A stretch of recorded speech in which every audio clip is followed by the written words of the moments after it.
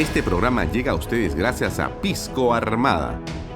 Un pisco de uva quebranta de 44% de volumen y 5 años de guarda. Un verdadero deleite para el paladar más exigente. Cómprelo en bodegarras.com y recuerde, tomar bebidas alcohólicas en exceso es dañino. ¿Qué tal, amigos? ¿Cómo están? Buenas tardes. Bienvenidos a una nueva edición de Bahía Talks por Canal B, el canal del Bicentenario. Hoy es lunes 18 de marzo del 2024. Vamos entrando lentamente al final de este primer tercio, de este primer trimestre de este año 2024. Gracias por estar con nosotros, por acompañarnos, por seguirnos en Canal B. Su canal, el canal del Bicentenario, el canal de la batalla cultural, el canal de las bendiciones, de las bienaventuranzas, de la bondad, de la belleza, de las otras B grandes que usted quiera.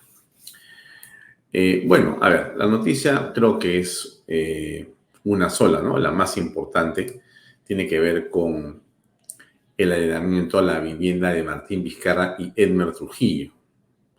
Un allanamiento que, dicho sea de paso, tiene una serie de detalles que hacen dudar, pensar, en realidad, cómo están las cosas, hacen que uno se pregunte, se cuestione, no solamente nosotros y usted, ¿no? Creo que una serie de especialistas también han dicho lo propio.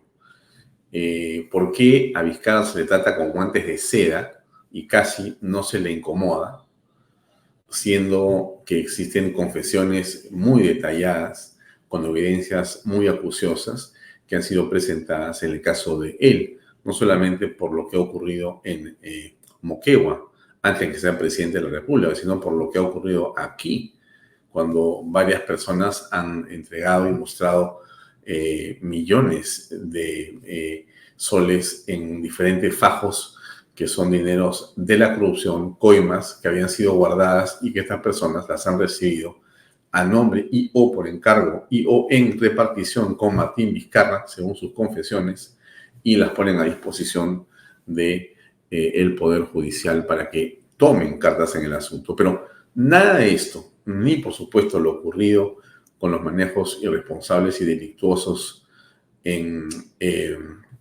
la pandemia, y nada de lo que ocurre con las empresas chinas y la manera como da la impresión, según la investigación que se hace, que habrían favorecido Vizcarra a diversas empresas, pero nada de esto le llega al expresidente de la República. En realidad tiene, diríamos, una suerte, tiene una protección, una coraza que muchos quisieran tener, que han hecho muchísimo menos que Vizcarra y han terminado en la cárcel. A veces, para no terminar en la cárcel, se necesitan buenos padrinos. Y Vizcarra parece tenerlos no solamente en el mundo del derecho, sino, quién sabe, si también los tiene en otros poderes del Estado o en la prensa.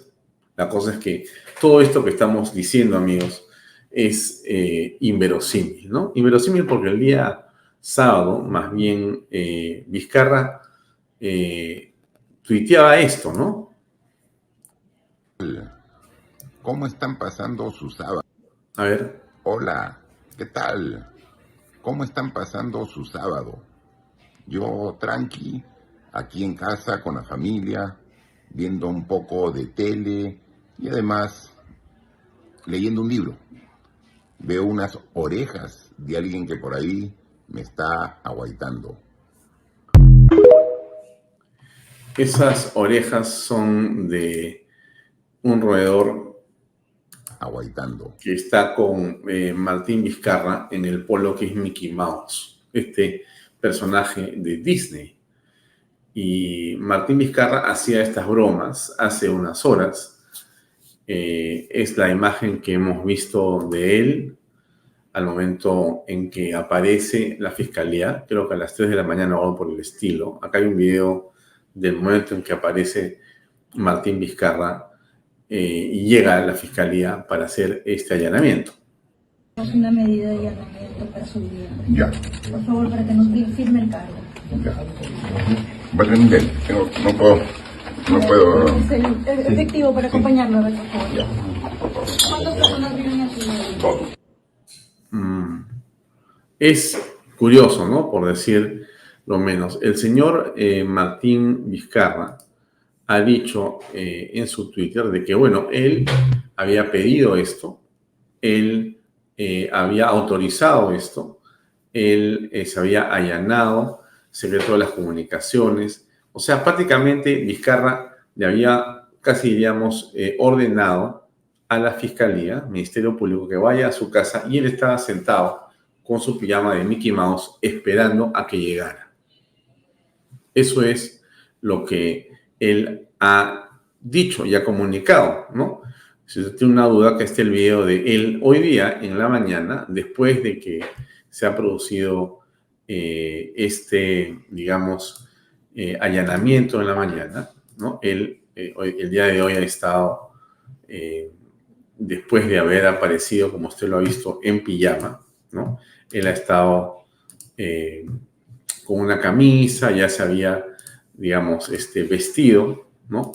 Se había bañado, se había peinado, ¿no? Ahí está la imagen de Vizcarra cuando ya son, creo que las 6 de la mañana, y está con su camisa, con su lagarto en el pecho, está con su celular, están los fiscales que están llevando a cabo la diligencia de allanamiento, de recopilación de información, varios años después en que esta investigación ha mostrado a las personas confesando de todas las formas imaginables e inimaginables, ¿no? Aquí, bueno, a mí me llama la atención, solamente usted también, cómo es que la señora Virán de la Puente confiesa de que ella efectivamente facilitó y arregló con las empresas brasileñas para entregarles los peajes y todo lo que quisieran, recibiendo ella los sobornos, y está en su casa, en su piscina, en su casa de playa. El señor Vizcarra tiene confesiones de todos los funcionarios que han trabajado. Todos han dicho que él es el hombre, el cabecilla. Ha mostrado todos los documentos que se pueden mostrar. Y pasan años. No solamente no se le toca, sino que van a buscarlo, creo que sinceramente a destiempo, ¿no? Porque me parece inconcebible que después de varios años que estamos viendo estas, y meses y semanas que ocurren estas cosas, vayan un poco a pedirle casi permiso para no molestarlo y lo incomoden en la mañana, le dejen entrar a su cuarto a cambiarse, a bañarse, a ponerse para la foto y después salir a declarar como lo ha hecho acá. Alrededor de las 3:20 de la mañana, el fiscal de la Nación, la Fiscalía de la Nación, ha estado aquí presente en mi domicilio, en el 803 y 804 de este edificio. Y simultáneamente también ha estado presente en mi domicilio, el que siempre ha sido permanente, en la ciudad de Moquegua, ¿no? Entonces ha sido una visita simultánea. El día 21 de febrero, con documento y un escrito presentado con mi abogado Fernando Ugaz, presentamos a la Fiscalía de la Nación nuestra voluntad de allanarnos a toda la investigación. Nosotros presentamos nuestro deseo de levantar nuestro secreto bancario, nuestro secreto bursátil, nuestro secreto tributario y nuestro secreto de las comunicaciones. En función y en el mismo oficio le dijimos de que teníamos toda la disposición que puedan visitar nuestros domicilios para hacer la revisión que crean conveniente. Pasado unos días nos llegó un documento del Ministerio Público donde nos comunicaban que en función del documento que habíamos presentado, nos acerquemos a la Fiscalía de la Nación el día 8 de marzo, viernes antepasado, para que firmemos un acta donde nosotros autorizábamos a todo el sistema bancario, a la SUNAT, al registros públicos para levantar todos los sistemas de las comunicaciones y también a todos los operadores de telefonía. Yo he firmado el 8 de marzo esa disposición, porque como he manifestado, quiero apoyar en todo a la Fiscalía. Y hoy día a las 3:20 han ingresado a mi domicilio Han revisado absolutamente todo. Ya no encontraron nada, presidente, porque... Y Marcial Vilela de PO le dice, bueno, y no le he encontrado nada, presidente, porque ya se llevó todo. Claro, pues, o sea, inclusive Martín Vizcarra sale y dice, yo les he hecho que vengan a mi casa. Lo estoy esperando, ya borré la información de los celulares, ya, o sea, es una especie de chiste, con todo respeto por los involucrados, ¿ah? Pero a mí me parece que esto que ha sido, y hemos visto hoy en la mañana, es una puesta en escena.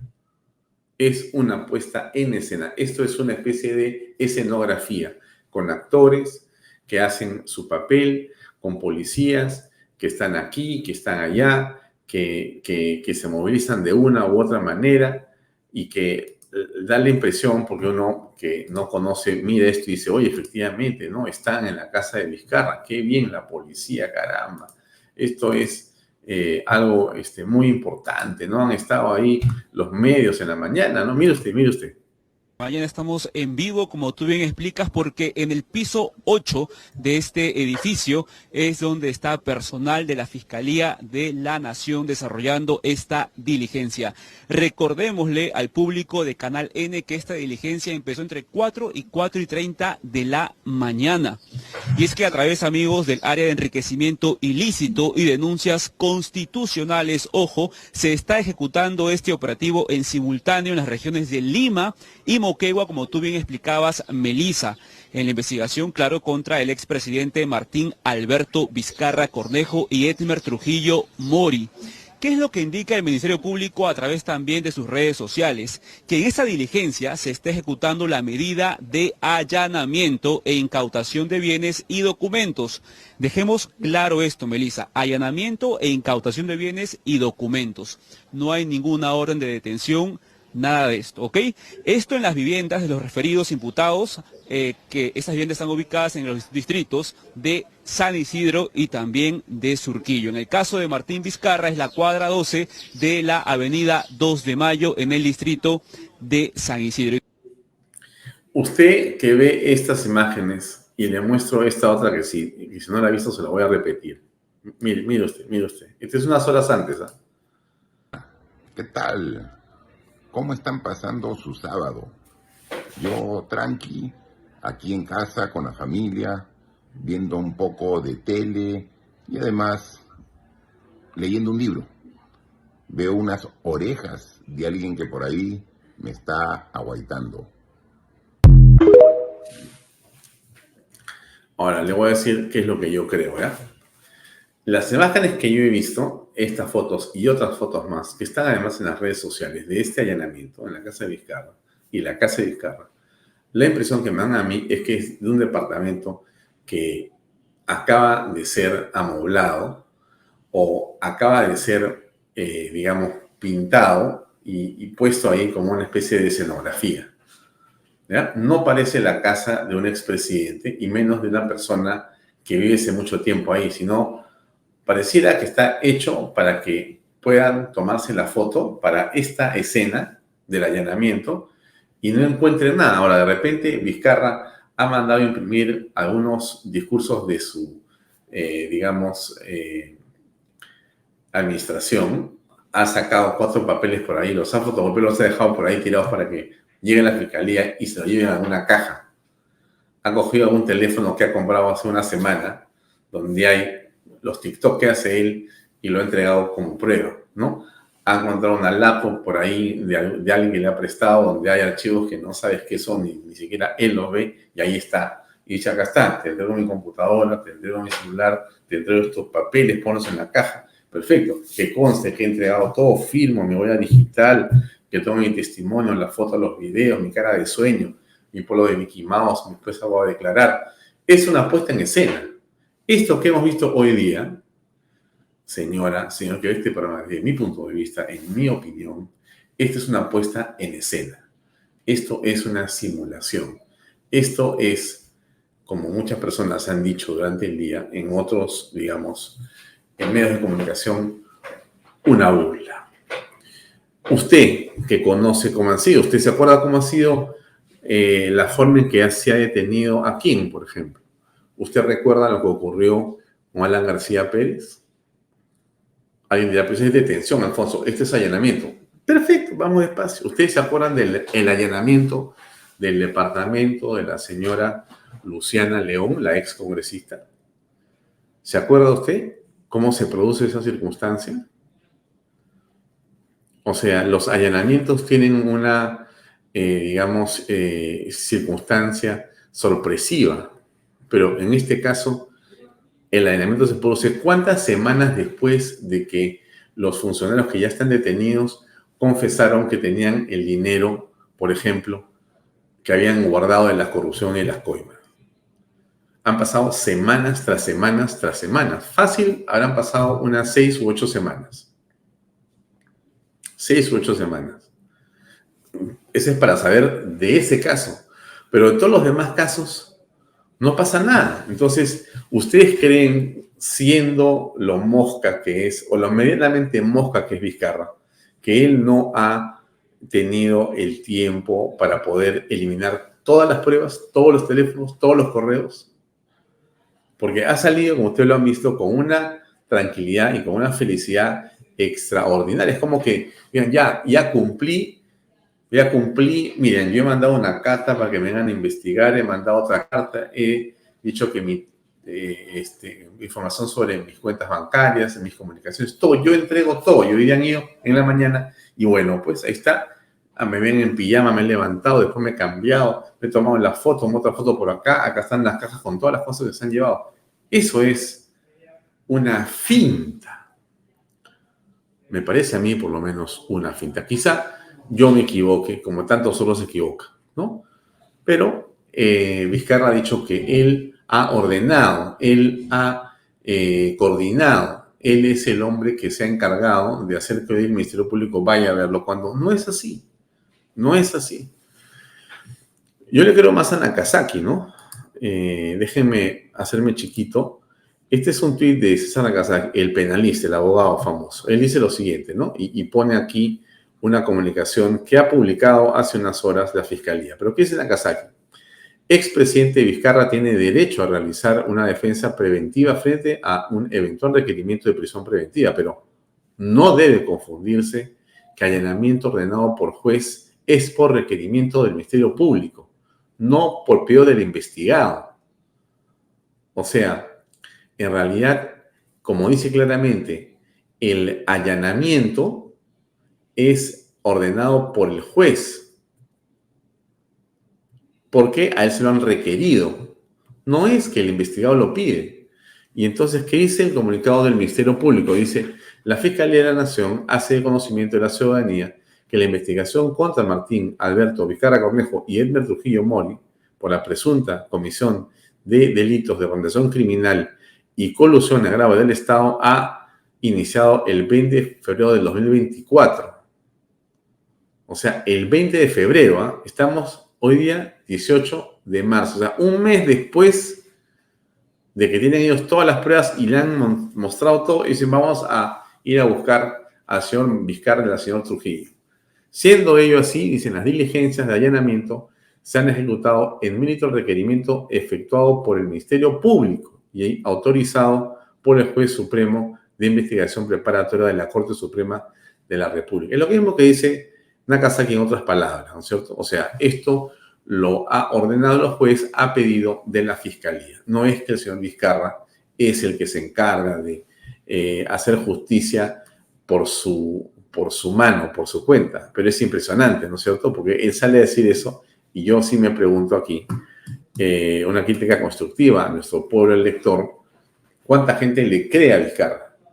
¿Cuánta gente cree que efectivamente lo que Vizcarra dice es lo que ha ocurrido? O sea, que lo han ido a buscar porque él ha pedido que lo vayan a buscar. O sea, él es un hombre, pues, inocente es poco, es una especie de santo que está catapultado a los, límites de la santidad más pura y extraordinaria, y ahí está Vizcarra vestido de blanco con su toga, con sus alas de ángel y con su aureola sobre la cabeza, ¿no es cierto? O sea, ese es en realidad Martín Vizcarra, un santo. Impresionante, ¿eh? Yo creo que es impresionante. ¿Qué más dice Nakazaki, no? Nakazaki dice esto otro que vale la pena leer. Dice, habiendo sido abogado del expresidente PPK y asistido en duro momento del allanamiento, no puedo dejar de comparar su caso sin ningún testigo de soborno y casos de expresidente Vizcarra con testigos de corrupción desde Moquegua hasta Palacio de Gobierno. Y esto que dice Nakazaki es tremendo, es furibundo. A Pedro Pablo Kuczynski le cae, igual que a Vizcarra, toda la policía a su casa. No sé, decenas de policías. Pero Pablo, sí, la impresión que yo tengo, es una impresión personal, no creo que haya podido borrar ni siquiera, no sé, pues. Y entonces, finalmente, todo lo que ocurre con Pedro Pablo, sin testigo alguno, lo meten preso. A su casa, pero lo meten preso. Vizcarra tiene testigos en Moquegua y en Palacio que dicen lo que él ha hecho, pero no le pasa nada, absolutamente nada. O sea, al contrario, le avisan, le comunican, ve que al costado de él está pasando todo y a él no le ocurre nada, entonces lo están advirtiendo, lo están previniendo, lo están cuidando, protegiendo indirectamente. ¿Cómo puede ser posible eso? No, sinceramente, usted que ve este programa, yo por lo menos no logro comprender cómo puede una persona como un expresidente, con todo lo que conocemos y sabemos, tener esta suerte fantástica. Aquí hay otro post, que es el post de la Fiscalía, ¿no? Que aclara lo que ha dicho Martín. Martín Vizcarra ha dicho que no, que todo estaba bien, que todo está perfecto, no pasa nada. La Fiscalía dice, Fiscalía de la Nación aclara que durante la ejecución de los allanamientos a las viviendas de Martín Vizcarra, este investigado solicitó al fiscal a cargo de la diligencia cambiarse de ropa de dormir, permitiéndosele ingresar a su habitación acompañado de un efectivo policial. Esto se dio en razón a que la misma resolución del Poder Judicial exhorta al Ministerio Público a respetar el pudor de los imputados durante la diligencia, conforme a lo establecido en el artículo 216 del Código Procesal Penal. Ahí están las fotos. Ustedes ven la puesta en escena. Una foto, dos fotos. Ustedes ven algo raro. Yo le voy a decir que es una casa con un orden y una pulcritud impresionante. Para mí, en esa casa no vive nadie. Solamente duerme Vizcarra esperando que vengan para tomar la foto y hacer el show. O sea, dígame usted, por favor. Esta es la casa de Edmund Trujillo. Eso no es una casa normal.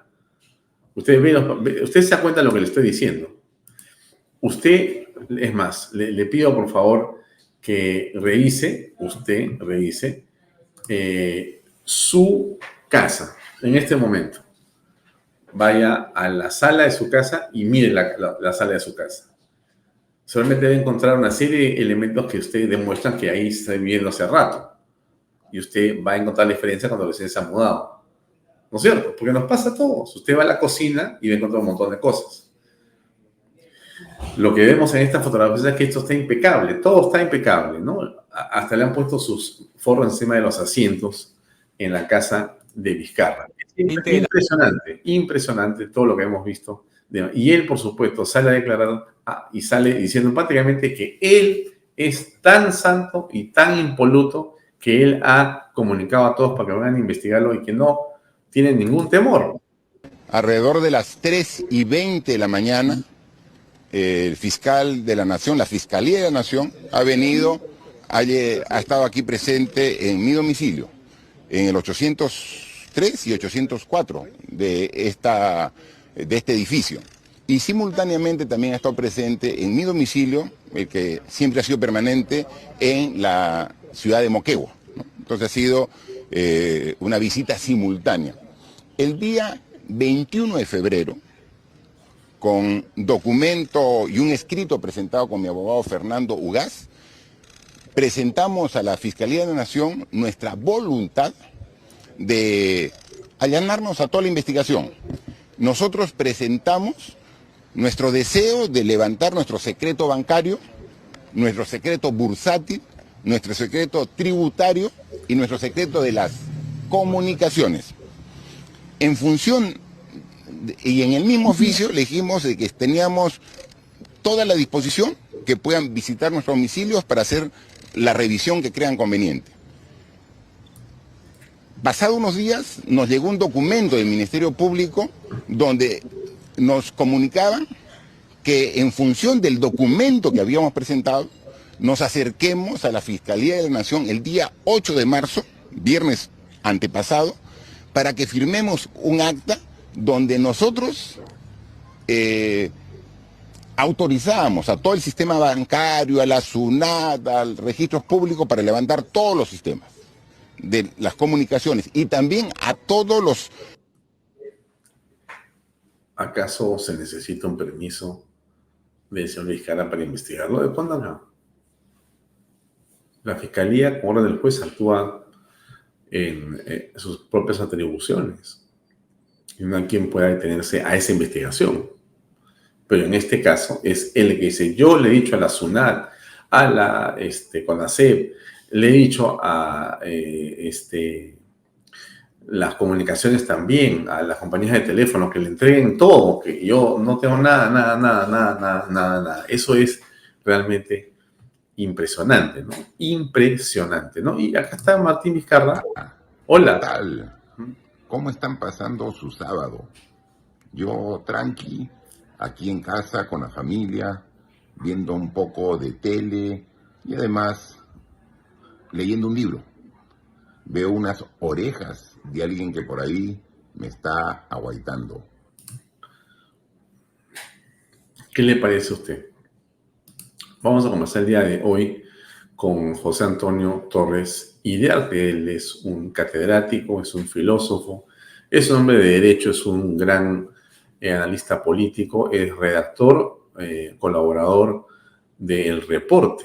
Nos entrega columnas muy claras y precisas en relación a lo que ocurre con la coyuntura política en el país. Y por eso le hemos invitado a conversar en unos minutos más con nosotros. Vamos a hablar, por supuesto, de esta justicia que tarda, pero nos preguntamos si llega realmente. O sea, usted que conoce lo que pasa en el país, usted que va y viene, usted que ha visto las detenciones de Kuczynski, las detenciones de Keiko Fujimori en varias oportunidades, la forma en que perseguían a Alan García y demás. Usted que ve cómo nada en su piscina Villarán de la Puente. Usted que ha visto cómo han tenido a otras personas vinculadas a todos los casos. ¿Cómo es que en este caso el señor Martín Vizcarra sigue libre de polvo y paja? O sea, tiene creo que 16 investigaciones y está pensando en Mickey Mouse.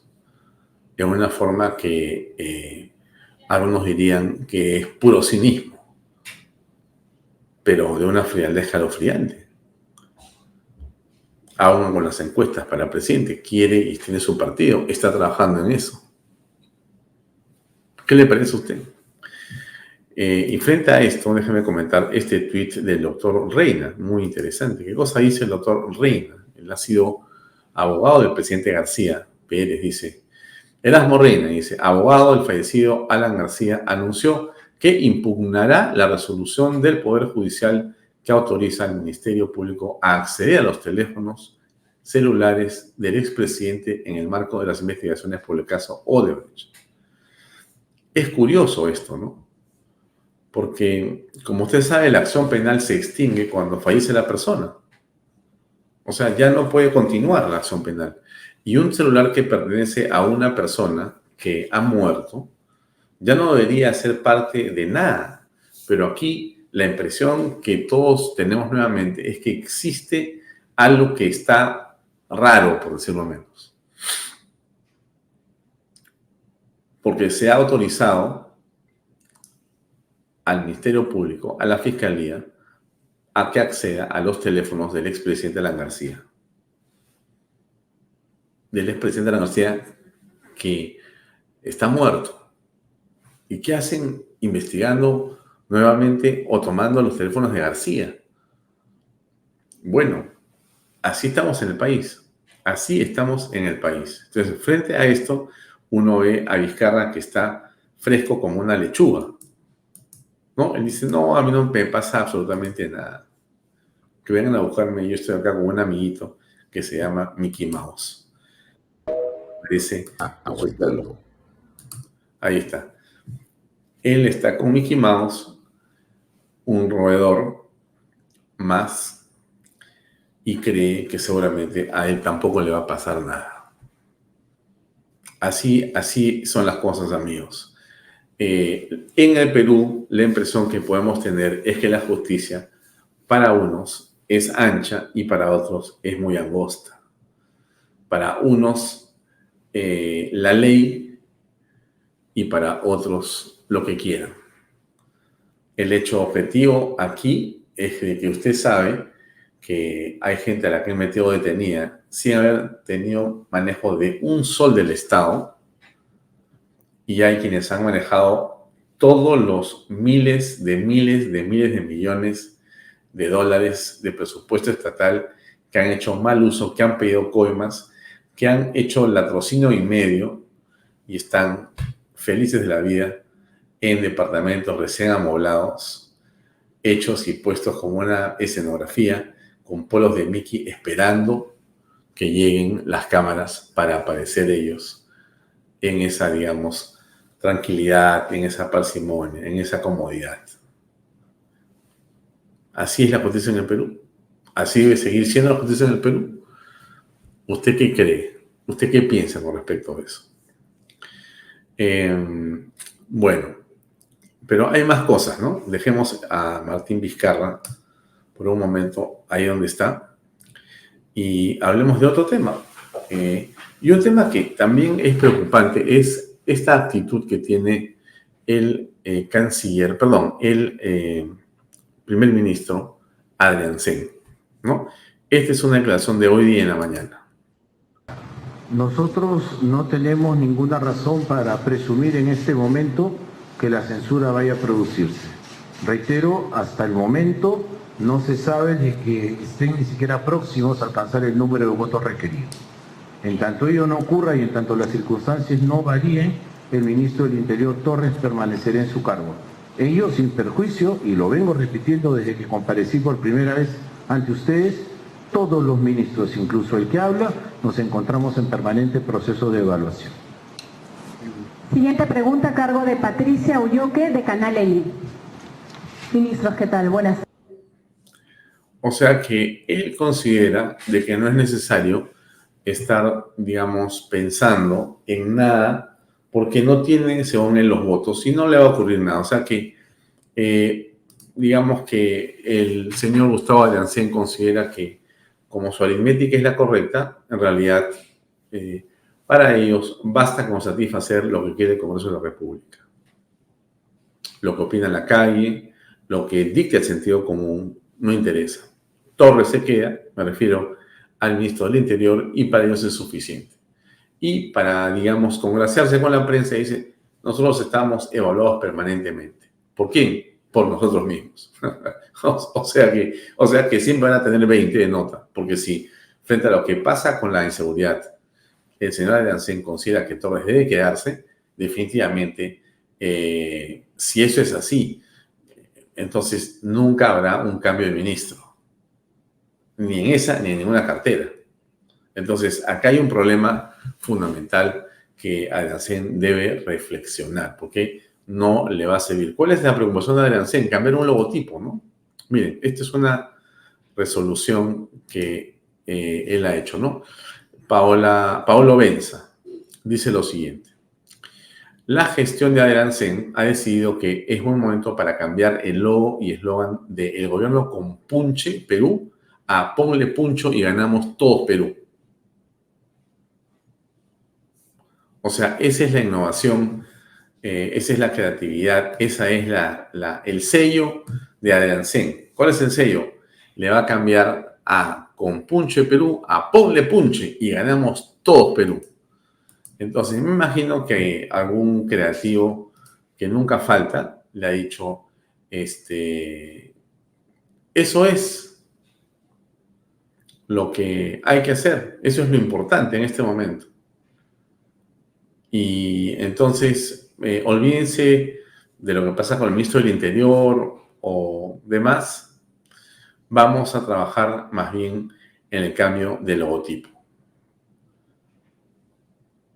Y entonces algunos consideramos y pensamos y escuchamos también de que el que gobierna aparentemente sería y sigue siendo Alberto Otárola. No, la verdad que no sería extraño o raro porque ha sido un primer ministro que se ha ido en honor a multitud, ¿no es cierto? Se han ido con aplausos, con sonrisas, de una manera pues realmente festiva, como dijimos nosotros, ¿no? Que nos llama la atención que frente a un hecho y una denuncia en la que se discute con claridad, digamos, los valores éticos y morales de un primer ministro, la señora Boluarte lo acepta al día siguiente en la juramentación y lo despida con aplausos y con sonrisas, como si hubiera él hecho algo que hay que aplaudir. Y esto no quita en modo alguno lo que hemos dicho acá, que a Otárola hay que darle las gracias por lo que hizo en la crisis del 2022. Pero una cosa es eso y otra muy distinta es lo que ha ocurrido en las últimas 6 semanas u 8. Entonces, nos encontramos frente a un hecho que creo que va a traer de todas maneras un coletazo, porque el primer ministro considera que él no tiene en realidad por qué hacerle caso a nadie que critique más a Torres. Es más, sobre el caso de los relojes, de hecho, voy a contestar por última vez. O sea, yo no estoy diciendo que el tema de los relojes sea un asunto importante. A mí me parece que es un asunto nimio.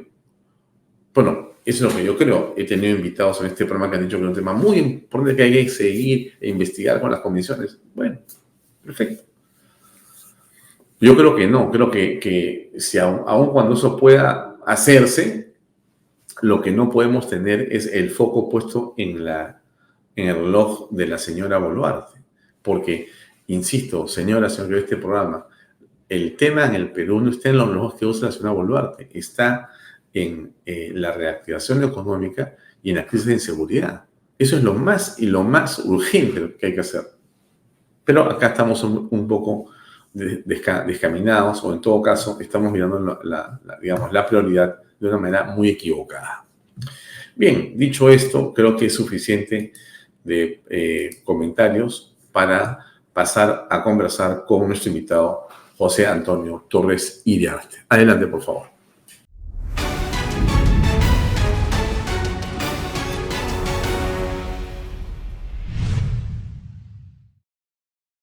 Bien, amigos, estamos ahora con nuestro invitado de la entrevista de fondo en la edición de hoy, lunes, en Vaya Talks por Canal B. Estamos con el doctor José Antonio Torres. José Antonio, gracias por acompañarnos. Buenas noches. Muchas gracias, Alfonso. Es un gusto participar en tu programa y estoy a disposición para abordar los temas de coyuntura.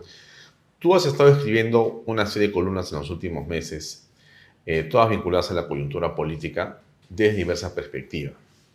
Eres un columnista de El Reporte, asiduo, permanente, y en ella se traduce una, digamos, línea de pensamiento muy interesante que tiene que ver con el análisis de los elementos políticos en el país.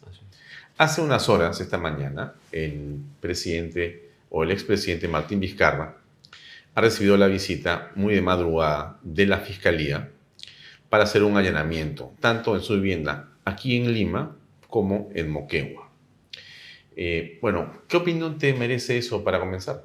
Bueno, creo que el Ministerio Público está tratando de ponerse al día, ¿no? El fiscal de la Nación, entiendo, ha instruido, no ha instruido, pero por lo menos se está facilitando el desarrollo de las áreas especializadas a cargo de esta investigación, y el país ve con expectativa que el allanamiento tenga resultados concretos y que las pesquisas continúen, porque este es un proceso en curso.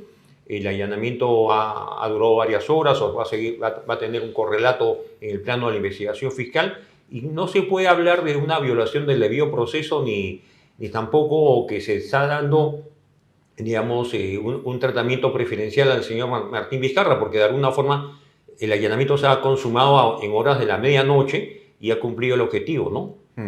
Ahora, Vizcarra ha comentado en su Twitter de que esto ha sido parte de lo que él ha pedido y que estaba esperando y que prácticamente casi él había dirigido el operativo. Y sorprendió un Twitter de esa naturaleza, pero después la Fiscalía ha mostrado las imágenes de la hora en que llegó realmente esta institución a las casas y propiedades del señor Martín Vizcarra. Él está en pijama y no ha habido ninguna, digamos, solicitud de Vizcarra que los ha combinado a que vengan, sino ha entrado por propio derecho. Desde el punto de vista procesal no corresponde a un investigado solicitar el allanamiento, esa figura no existe, procesalmente hablando. Y en segundo lugar, efectivamente creo que la Fiscalía, para contradecir la versión que salía en redes sociales y en los medios, que no hay que olvidar que son medios que han estado adscritos al vizcarrismo, ¿no?, de manera casi militante, creo que la Fiscalía, con buen propósito y con buen tino político, ha mostrado al país imágenes inéditas de que el allanamiento se consumó antes de las 4 de la mañana y tomó por sorpresa al señor Martín Vizcarra, que sin embargo en las primeras horas del día se le veía al señor Martín Vizcarra bien vestido o aparentemente en disposición de colaborar con las pesquisas de la Fiscalía, ¿no? Ahora, Vizcarra es una persona, y ahí viene un poco lo que ha sido la línea de tus diversos artículos. Sí, así es. O sea, que me gustaría analizar contigo un poco lo que es este personaje en la política peruana. Porque Martín Vizcarra es realmente un personaje muy singular, ¿no? Para muchas personas tiene características más bien psicóticas o de un hombre que tiene ciertos rasgos de algún tipo de desfase mental por su propia, digamos, manera en la que enfrenta la política, los pocos escrúpulos que se ha conocido en sus acciones, Así es. la manera manifiesta como miente. Lo de hoy es una mentira más, casi, digamos que es la marca y la firma de Martín Vizcarra en todas las cosas que ha hecho, y la de hoy es una firma más. Así es, o sea, lo muestra claramente como es Martín Vizcarra. Un mentiroso compulsivo, ¿no? Compulsivo. Sí, la última columna que escribí sobre Martín Vizcarra tiene como título Martín Vizcarra, desleal y sin escrúpulos, ¿no? Desleal porque ha sido desleal hasta con sus amigos más cercanos y sin escrúpulos porque efectivamente no solamente tuvo una inconducta frente a Pedro Pablo Kuczynski y a su propio, al gobierno que presidió PPK en su momento, sino porque la forma como se condice y cómo se conduce. Él ha traicionado a todos, ha traicionado al APRA porque alguna vez fue candidato a gobernador regional de Moquegua cuando el APRA era gobierno en el 2006, luego fue un candidato exitoso en el 2010 y luego ha tenido una inconducta políticamente cuestionable en todo sentido. Y ahora cuando la justicia lo cerca, cuando la Fiscalía allana su inmueble, cuenta la historia de manera digamos, de manera desafiante de que él ha solicitado el allanamiento de ese inmueble. Y esa figura, repito, no existe en el campo del derecho procesal y es una invención de Martín Vizcarra dirigido a confundir a la opinión pública, sobre todo a sus seguidores, y dar la muestra de que él es una persona que se allana a las investigaciones y se somete al debido proceso, cuando es todo lo contrario, ¿no?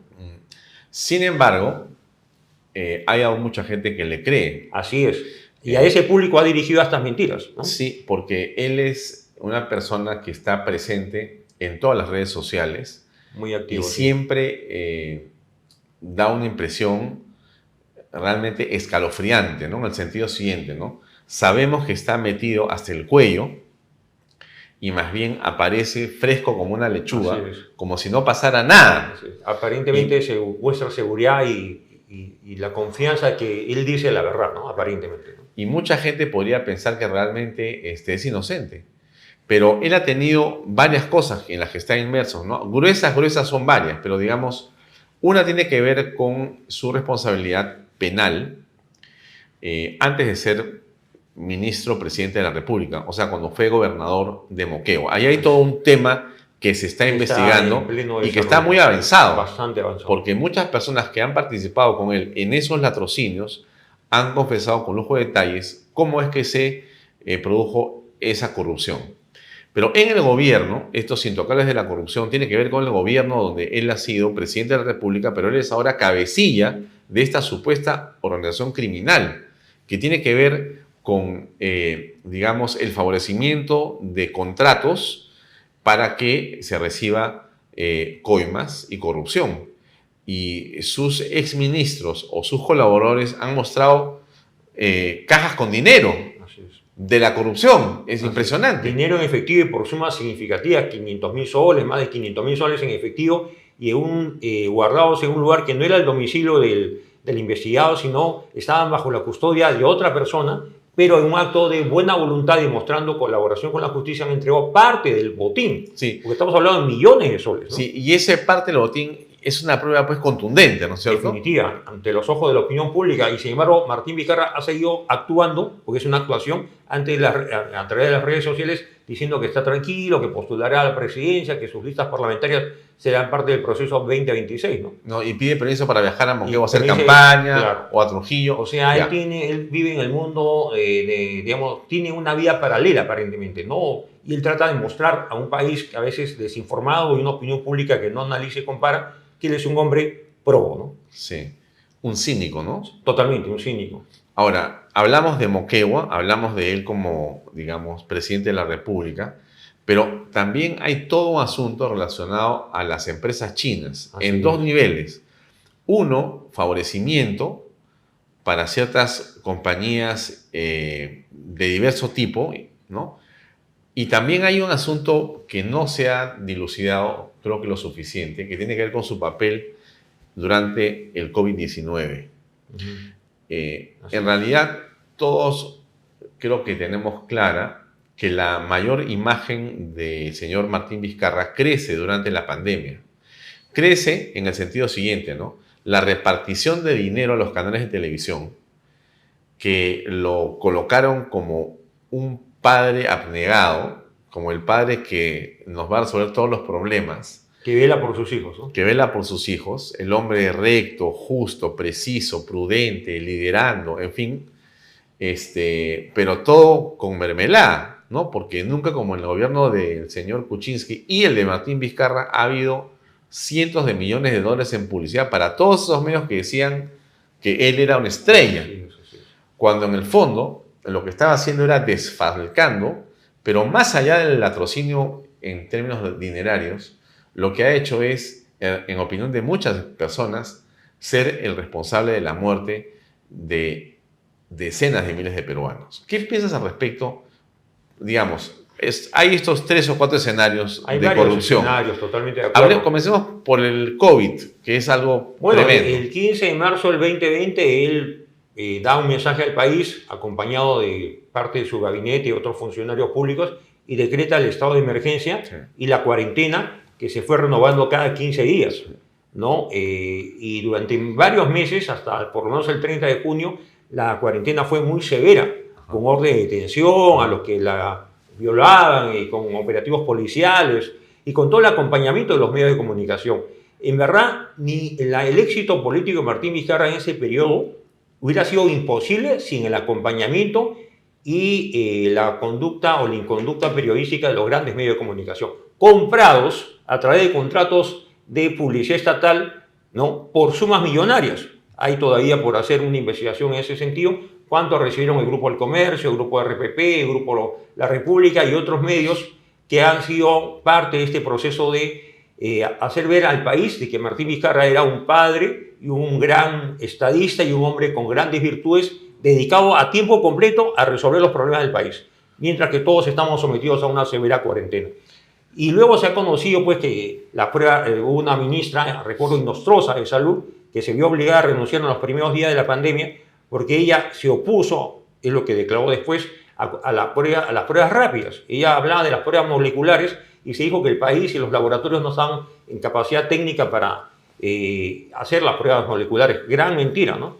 Y otras mentiras más como no haber aceptado la donación del sector privado, donaciones de países amigos, y parece que él creyó que nunca sus mentiras se iban a descubrir. Creo que en su cálculo político pensó que él iba a culminar su gobierno, no calculó la votación contundente, con más de 100 votos la noche del 9 de noviembre del 2020, ¿no? Que puso fin a su gobierno. Ahora, alguien podría decirte, José Antonio, que es un exceso pensar que los medios se vendieron a Vizcarra por un poco de plata. Te van a decir, ¿cómo vas a pensar eso? Claro. ¿Cómo vas a decir que grupos que tienen décadas o siglos podrían haber caído subyugados o encantados o encandilados por un poco de plata? De repente es una exageración. No, realmente no es una exageración. Le he dedicado varias columnas en ese tiempo, al 2020, incluso al 2019, a los medios de comunicación. Y a propósito que este fin de semana ha trascendido por Semana Económica, que el Grupo del Comercio está atravesando situación financiera muy difícil, ¿no? Que está cesando personal, está despidiendo personal, que está haciendo un replanteo de sus finanzas como empresa o como holding. Pero todos los grupos a los que has referido, no es el comercio solamente. Claro, lo que hace todo lo que tú has señalado, todos esos grupos están... Ahora que no reciben los recursos financieros del Estado, que eran generosos y que no se conoce la cuantía ni siquiera total o parcial, ¿no? Hay sospechas. Hay sospechas. 1.000 y pico millones de soles o de dólares. Así es. Es un montón de plata, un montón de plata. Y por eso la adulación, casi la militancia política que se expresaba en los medios todos los días, y la población pensó que este hombre con buenas intenciones estaba entregando su vida y su tiempo, descuidando a su familia para proteger de la muerte a millones de peruanos. Y los resultados han sido catastróficos, porque si Perú ocupa el primer lugar por número de muertos en comparación con su población, es cierto. Somos el país donde más muertos se han producido por millón de habitantes, ¿no? A nivel mundial, ¿no? Y lo peor de todo, que muchas personas pensaron de que la vacunación era un acto que iba a poner a todo el país en igualdad de condiciones. Y luego se supo, el vacuna gay, el señor Vizcarra, su esposa, sus familiares más cercanos se vacunaron de manera irregular en plena pandemia, cuando él decía que las vacunas todavía estaban en proceso de compra, ¿no? O sea que encima una persona que toma ventaja de su posición... Siempre ha tomado ventaja, pero... en contra de los demás, ¿no? De los demás, y sacando ventaja personal y familiar. Y cuando hace pocos días, creo que 3 o 4 días, ha salido Martín Vizcarra diciendo: mi esposa es ajena a esto, y casi llorando dice: mi esposa es una persona que no está inmersa en política, métanse conmigo, no con mi esposa. Y estoy seguro que su esposa ha acompañado en estos despropósitos, y ella ha sido tal vez la cajera, presumo que ha sido la cajera, o la que ha tenido buen recaudo, el dinero en efectivo, porque él siempre ha eludido hacer operaciones bancarias transparentes. Por eso que la compra de los departamentos, donde hoy la Fiscalía ha procedido conforme a ley, ¿no?, a allanarlos, esos departamentos fueron comprados con dinero en efectivo. Operaciones que siempre la costumbre notarial, registral, es que sean operaciones bancarizadas con cheque de gerencia, sobre todo por sumas de esa naturaleza. Claro, la compra de un departamento no se compra pues con un fajo de plata, ¿no? Entonces, pasa por el banco Martín normalmente, Vizcarra, ¿no?, ha tratado siempre de eludir las normas mínimas propias de un sistema financiero, propias de la legalidad y la constitucionalidad. No por gusto violó la Constitución, la pisoteó el 30 de septiembre del 2019. Ahora, es en ese edificio donde se produce también las reuniones con la fiscal que estaba investigando a los cuellos blancos. Y que Vizcarra tenía especial interés. Fiscal que, hecho sea de paso, está muy conectada con quien ahora lo investiga a él por el tema de los intocables. Así es. O sea, es un poco extraño esto que ha ocurrido en torno a Martín Vizcarra, ¿no? Porque el fiscal de la Nación ha decidido cambiar al doctor Quispe, que era quien había llevado a cabo las detenciones, quien había llevado a cabo la investigación sobre los intocables. Lo sacó y puso a otra persona vinculada, a esta fiscal que ha estado con él en conversaciones que son extrañas, ¿no? Porque totalmente. ¿Te parece normal que una fiscal vaya a visitar a un político o a una autoridad del Ejecutivo a su casa? No, absolutamente. Y no hay que olvidar que en el 2004, si mal no recuerdo, 2004, un fiscal supremo de larga trayectoria, Silva Vallejo, ¿no?, visitó al presidente Toledo en ese entonces en su domicilio de Camacho, ¿no?, y le costó la carrera judicial a ese fiscal supremo, ¿no?, Silva Vallejo, por el caso Saraí. Y ahora se ha repetido la historia. Es que hay personas que no logran comprender lo que significa la democracia institucional, la separación de poderes, la tarea de los fiscales y la tarea de los jueces. Estas dos fiscales que siguen en funciones y que no han respondido al país ni tampoco a los órganos de control interno de la Fiscalía, hasta donde yo conozco, no han respondido por esas inconductas funcionales. Ahora, estamos en un juego de ajedrez político. Vizcarra es una persona que es protegida por los actores de la corrupción. Él es parte de la trama de Odebrecht. Él ha sido protegido del Instituto de Defensa Legal y de Gustavo Gorriti. Habría que conocer qué posición va a tomar Gustavo Gorriti y Rosa María Palacio sobre la situación de Martín Vizcarra. Habría que también analizar si el fiscal Villena y el Ministerio Público están decididos a solicitar en las próximas horas la Fiscalía correspondiente una solicitud de impedimento de salida. Y ya la tiene, sino sobre una detención preventiva de Martín Vizcarra, que es lo menos que podríamos esperar desde el punto de vista procesal, ¿no?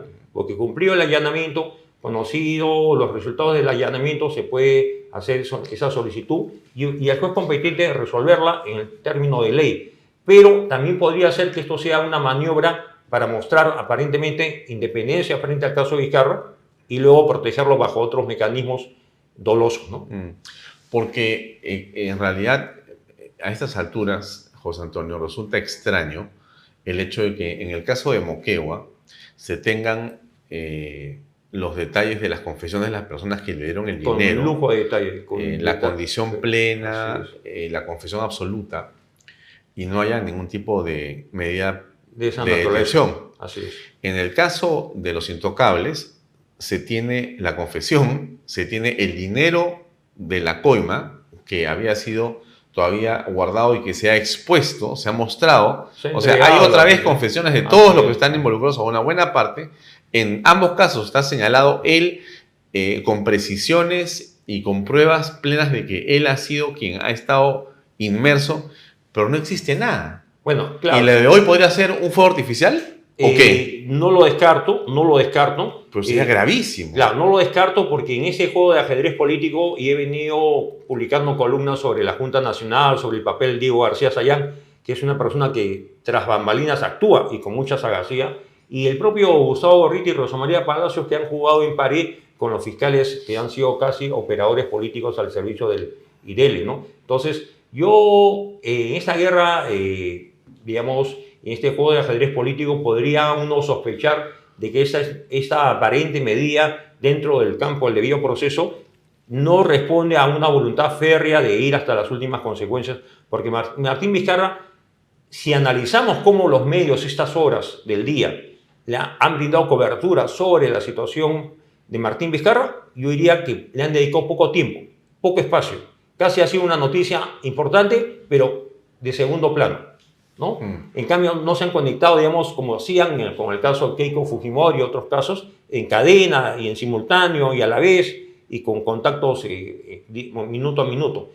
Veo aún que Martín Vizcarra tiene cuotas de poder. No hay que olvidar que Rafael Vela ha sido, de manera, a mi concepto, irregular, amparado en una medida cautelar, repuesto después de estar cumpliendo una sanción de 8 meses del órgano de control interno del Ministerio Público, y esperemos las próximas horas para poder tener aparentemente la certeza de que estamos yendo por buen camino, ¿no? Lo menos que se puede esperar que esta semana Martín Vizcarra, por el caso Moquegua, porque por otro caso tiene derecho al antejuicio, por el caso ya de ejercicio del poder como presidente de la República, tiene derecho al antejuicio, y ese es un proceso que toma unas semanas. Creo que por el caso Moquegua sí corresponde solicitar una medida de detención preventiva.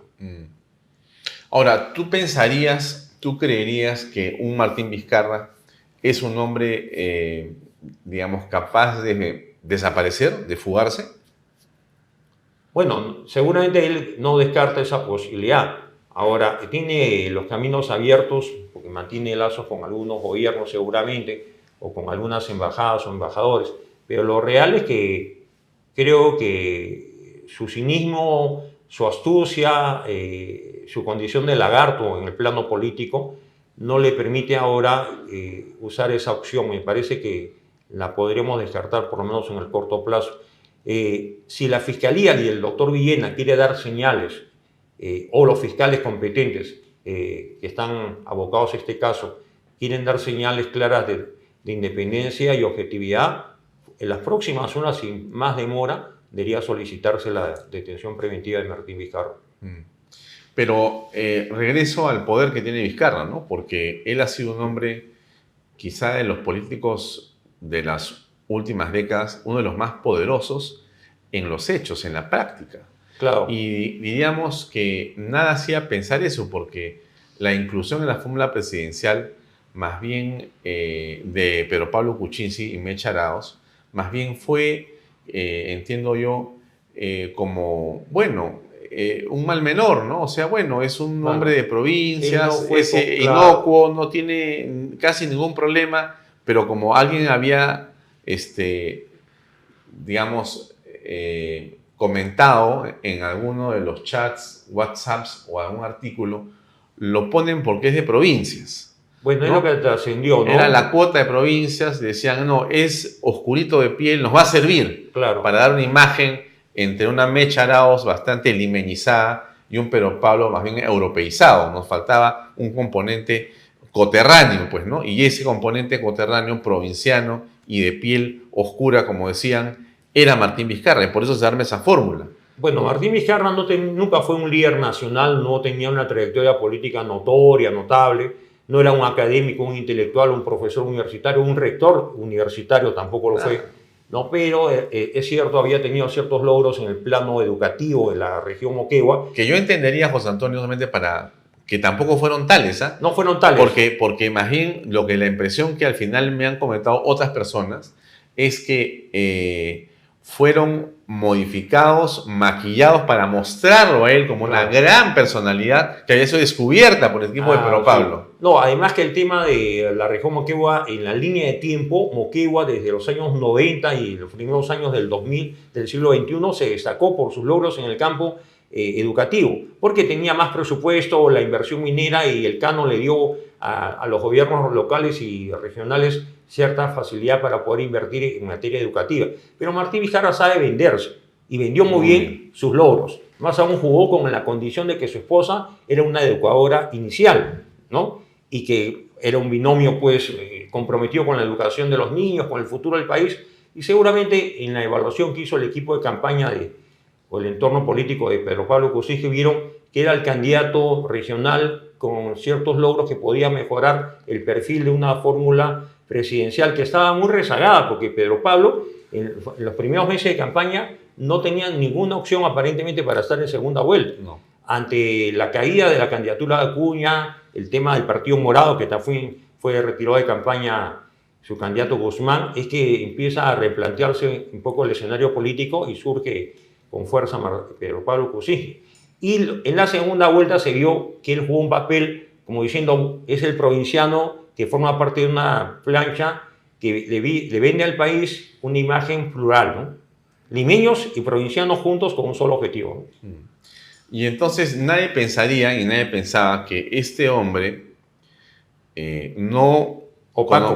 conocido en los ámbitos empresariales, corporativos, de la política de la ciudad capital, podía ser algún peligro para alguien, ¿no? Sino más bien era alguien inocentón, al que había que dirigirlo, que había estado llamando por teléfono a otro periodista desde Canadá a ver si aceptaba o no, y que más bien entraba temeroso, ¿no? Dijeron, bueno, pues este no va a hacer nada acá, vamos a dirigirlo, vamos a controlarlo, vamos a llevarlo de las narices. Pero aprendió muy rápido. Bueno, yo creo que... En realidad, realmente, esta piel de lagarto, ¿no? Como todo espécimen de ese tipo, queda de lado y sale una piel nueva, que es esta persona tan compleja desde el punto de vista quizás hasta del psicoanálisis, ¿no? Claro, en realidad es una personalidad singular, no es un político con formación ideológica, programática, él es un ingeniero que tampoco destacó como tal, sino que ha tenido la habilidad de acercarse a la política a través de su padre, que fue alguna vez constituyente en el año 78. ¿No? ¿Pero estuvo vinculado al partido aprista? En el sentido, digamos, generacional, su padre fue miembro de la Asamblea Constituyente del año 78-79. La firma del papá de Martín Vizcarra aparece entre los firmantes de la Carta Política del 79. Pero el padre, que era una figura respetada por los apristas en Moquegua, seguramente le abrió el camino político a Martín Vizcarra. Estoy haciendo conjeturas.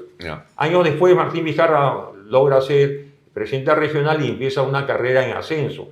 Ahora, siendo una persona políticamente opaca, no siendo carismático, digamos, no siendo una persona de gran oratoria, sin embargo, ha tramado muchos complots contra Pedro Pablo Kuczynski, asume la presidencia, el cerco a Alan García, él fue parte de ese proceso de cerco mediático, fiscal y judicial contra Alan García.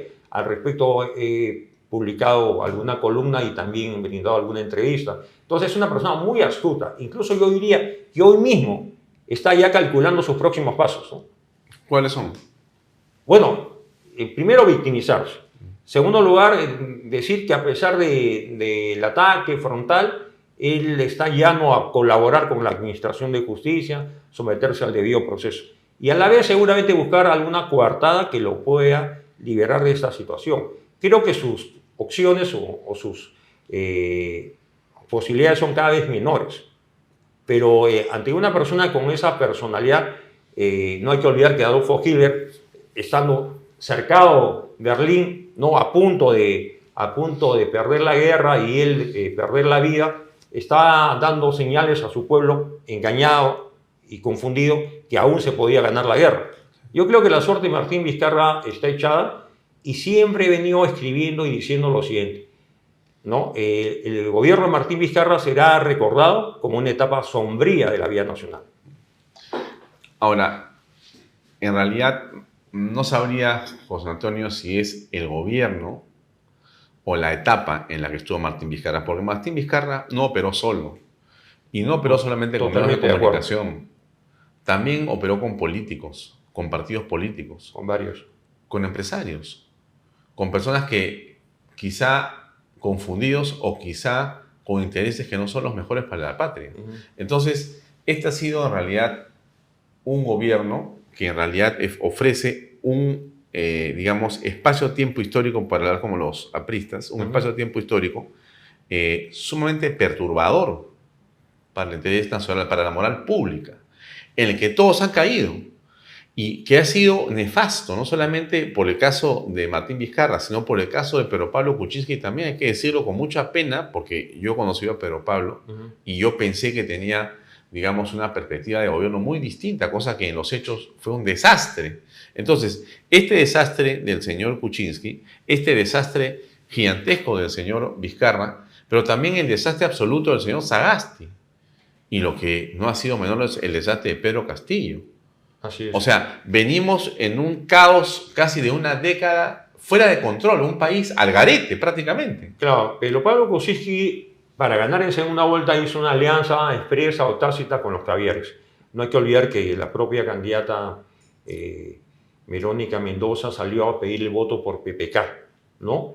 Y Pedro Pablo ganó por un poco más de 40.000 votos la presidencia. Y con la ayuda incluso del gobierno de Ollanta, que no facilitó el voto de los militares y policías, ¿no? y otros obstáculos que se encontraban en el camino. Pero en todo caso, Pedro Pablo Kuczynski se equivocó porque hizo un gabinete supuestamente con presencia de la izquierda caviar, ¿no? Hubo personas como Marisol Pérez Tello, que ahora pretende tener aspiraciones políticas y presidenciales seguramente, que ocupó un papel nefasto, solo por mencionar un nombre, ¿no? Y de verdad, Martín Vizcarra, que fue desleal con Pedro Pablo Kuczynski, no es el único responsable. Los grupos La República, Comercio y otros medios RPP, partidos políticos como el de Acuña, que jugaron en pared con él, no hay que olvidar que hubo miembros del partido de Acuña, el señor Villanueva, que fue primer ministro, no hay que olvidar al señor Salvador de Solar, ¿no? Que de mala manera ingresó o irrumpió en una sesión plenaria del Congreso para exigir que se ponga en agenda un proyecto de ley del Ejecutivo para hacer cambios en la forma de votar a los miembros, elegir los miembros del Tribunal Constitucional. Y horas más tarde se da el golpe de Estado, ¿no? Que fue un golpe totalmente inconstitucional. No hay que olvidar a los miembros del TCE que convalidaron ese golpe, ¿no? Y que dieron validez jurídica a un disparate como es esta cuestión de la negación fáctica, que es un disparate en términos constitucionales. Así es. Hay muchas personas, Pedro Cateriano, que no tuvo el voto de confianza o de investidura del Congreso, que también acompañó a Martín Vizcarra en momentos difíciles, en momentos para el país, ahora visto en retrospectiva, nefastos, ¿no? Entonces, cuando sea un juicio de valor, Martín Vizcarra ha sido el cabecilla de una organización criminal, pero también política, con diversos actores y con diversos niveles y estamentos, ¿no? Cautivó a un sector del país, tal vez aún algunos confundidos piensen de que él es víctima de un ensañamiento, pero creo que cada vez son menos, y estoy convencido que aquellos que acompañaron a Martín Vizcarra seguramente poco a poco lo van a abandonar totalmente. Pienso que aún no lo han abandonado, por eso que los medios han sido muy tibios, muy amigables, muy complacientes en la manera como han informado al país sobre un allanamiento que ha podido tener mayor cobertura y mayor contundencia en el análisis por parte de los grandes medios que hasta ayer lo han apoyado 100%. Ahora, da la impresión que cuando se trata de Keiko Fujimori, el Fujimorismo o el Partido Aprista, en ese momento se prenden las microondas, ¿no? Todos. Y se conectan todos en directo. Pero cuando se trata de Susana Villarán o se trata de Martín Vizcarra u otro de ese grupo, se apagan los reflectores. Se apagan las microondas y te pasan pequeños extractos, pero muy así separadamente, ¿no? Muy light la cobertura. Totalmente. No ha sido una cobertura continua, no ha sido una cobertura completa. Dan señales de que es un hecho importante, noticioso, pero no de primera importancia, no de primer orden, ¿no? Entonces, y seguramente va a aparecer en las próximas horas algún psicosocial, ¿no? Nuevo, ¿no? Entonces, no esperemos, tal vez se revive a Paolo Guerrero, a Doña Peta, a Farfán o Fossati en algún entredicho con algún jugador de la selección.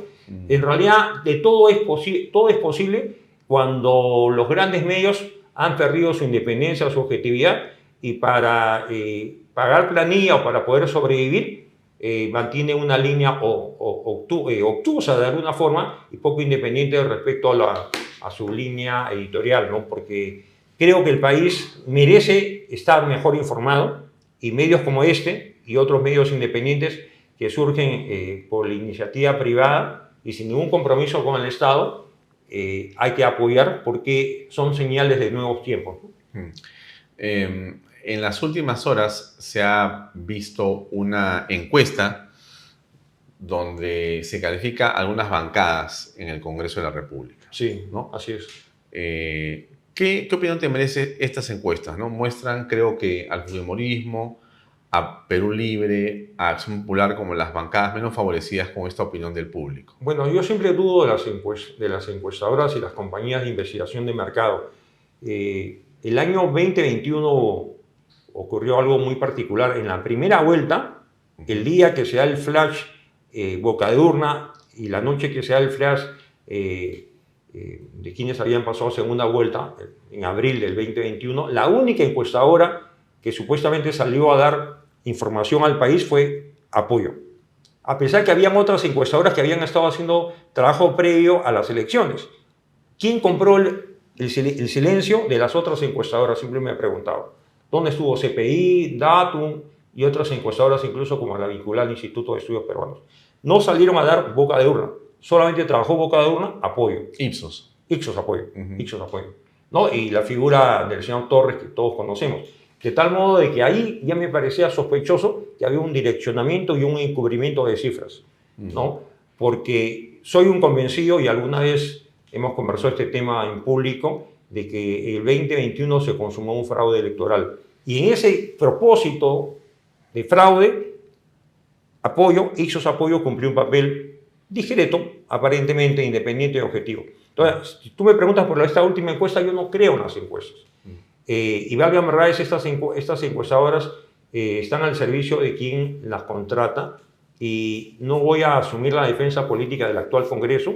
Creo que esta representación parlamentaria está lejos de estar a la altura de las circunstancias. Ha cumplido algún papel importante en determinados momentos de la vía nacional, enfrentándose a Pedro Castillo y a Aníbal Torres y a esos gabinetes sucesivos de la vergüenza, pero los grupos parlamentarios carecen de liderazgo, incluso Fuerza Popular, como en el caso de esta señora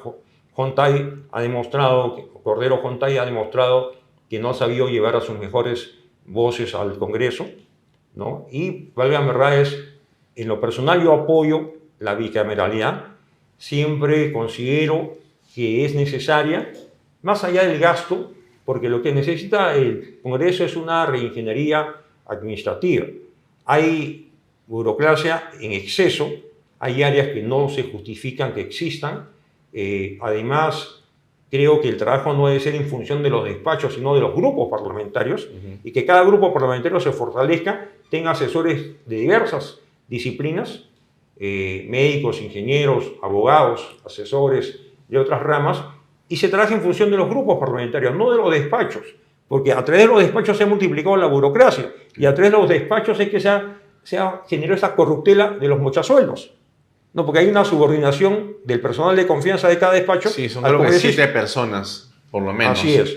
No, y ahí ha habido una serie de vicios. Entonces, yo sí creo en la bicameralidad, y solo un dato, Alfonso. ¿Y en la reelección también? También creo en la reelección, y voy a dar la razón sí, claro, de mi posición. En el año 80, cuando ya Fernando Belaúnde asume la presidencia, teníamos 2 cámaras, ¿no? Y habían 180 diputados y 60 senadores. El 85, Alan García, con mayoría en diputados y en el Senado, eran 180 diputados, 60 senadores. El día que cierra el Congreso, Alberto Fujimori, 5 de abril 92, ese era el número de representantes, 180 diputados, 60 senadores. Ahora vamos a ir a 60 senadores y 130 diputados. Sin embargo, la población electoral, que en el 80 era de 6 millones, que en el 90 fue 8 millones y más, ahora somos más de 25 millones de electores. Entonces, podría uno pensar que hay una subrepresentación a nivel de los congresos. Sin ir muy lejos, Argentina tiene una Cámara de Diputados muy nutrida y un Senado interesante. Igual pasa en Uruguay, pasa en Brasil, pasa en Chile, pasa en Colombia. ¿Quiénes no tienen a nivel de Sudamérica 2 cámaras? Ecuador, Venezuela, que es una tiranía, y nosotros.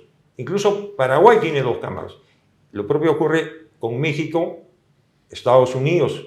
El Senado es muy importante en su historia política, y sucede en España. Entonces, esas voces que dicen más otorongo, más mediocridad, más gasto público, creo que debe explicarse mejor el sentido de la bicameralidad, porque es una manera de ir formando cuadros políticos en el tiempo. Y en ese sentido, como la formación política no es de un quinquenio, no es que pasas por la universidad y eres político, no es que haces una maestría y eres político, hay que darle continuidad a los buenos políticos. Cierta estabilidad, que no es una estabilidad forzosa, sino con el voto popular cada 5 años.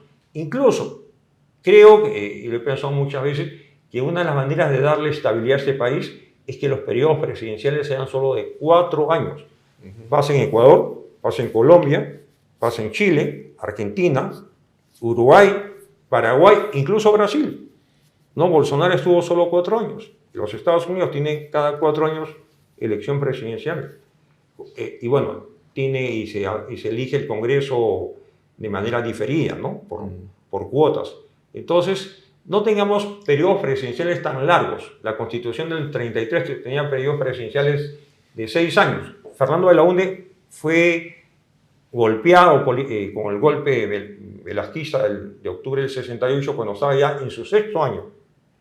Luego hemos sido un periodo de 5 años, que mi concepto es muy largo para países todavía con democracias precarias, ¿no?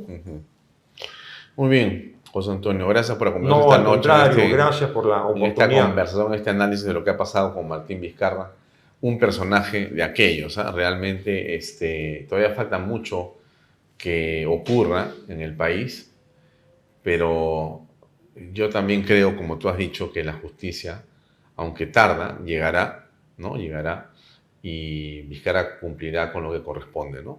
Creo que no ha sido poco el perjuicio que ha causado en el país. El daño es irreparable, los estragos de la corrupción se han ido acentuando, y estoy de acuerdo contigo, cuando se haga un balance razonable de lo que ha pasado en el país, con Pedro Pablo se inicia un decaimiento, se agudiza con Martín Vizcarra, no se resuelve con Sagasti, que tendrá que dar explicaciones al país en su momento, y se agrava, por cierto, con Pedro Castillo, y no le pidamos mucho a la señora Boluarte, porque creo que incluso no es consciente de qué papel está cumpliendo en el país en ese momento. Muy bien, muchas gracias por acompañarnos. Gracias, Alfonso. Amigos, eso es todo por hoy. Nos vemos hasta mañana. Gracias y buenas noches. Este programa llega a ustedes gracias a Pisco Armada. Un pisco de uva quebranta de 44% de volumen y 5 años de guarda. Un verdadero deleite para el paladar más exigente. Cómprelo en bodegarras.com y recuerde, tomar bebidas alcohólicas en exceso es dañino.